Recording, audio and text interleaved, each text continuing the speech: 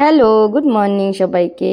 তোমরা সবাই কেমন আছো? আমি তো ভালো আছি। দিল্লিতে চলে এসেছি, প্রচুর কাজ ছিল। পরের দিন থেকে কুহুর আবার অনলাইন ক্লাস ছিল।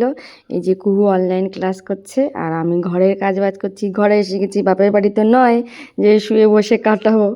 কুহু অনলাইন ক্লাস করতে করতে আমি বাকি কাজগুলো সেরে নেব। অনেক কাপড় থাকে, আমি যখনই দিল্লি থেকে দিল্লিতে আসি কলকাতা থেকে প্রচুর কাপড় থাকে আমার।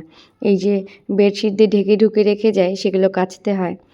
তারপরে কাচতে কাচতে বাকি কাজগুলো করব। সকালবেলা একটু পোহা খাবো, তো ওই জন্য পোহা বানাচ্ছিলাম। আমি আবার একটু আলু দিয়ে বাকি ভেজিটেবল দিয়ে না একটু পোহাটা বানাই, ওটা একটু হেলদি হয়। কিন্তু যখন যা সবজি থাকে সেইভাবে বানাই আর কি। তো শুধু আলু ছিল। তারপরে দেখো আমি এত সেজেগুজে রং বাহার দেখাচ্ছি কারণ আমার বার্থডে ছিল।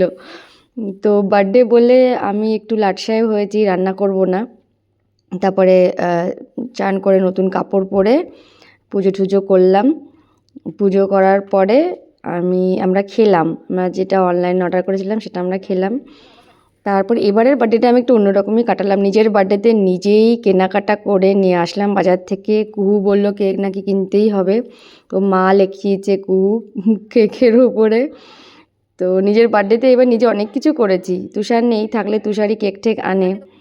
তারপরে উপরে বান্ধবী আছে, বান্ধবীর বাচ্চাদের ডেকে নিয়েছি। আর একটা বান্ধবী ছিল, ও আসতে পারেনি। তারপরে আমরা সবাই মিলে সেলিব্রেট করলাম বার্থডে। আমি ফার্স্ট টাইম নিজের বার্থডে ভেবে সেলিব্রেট করলাম।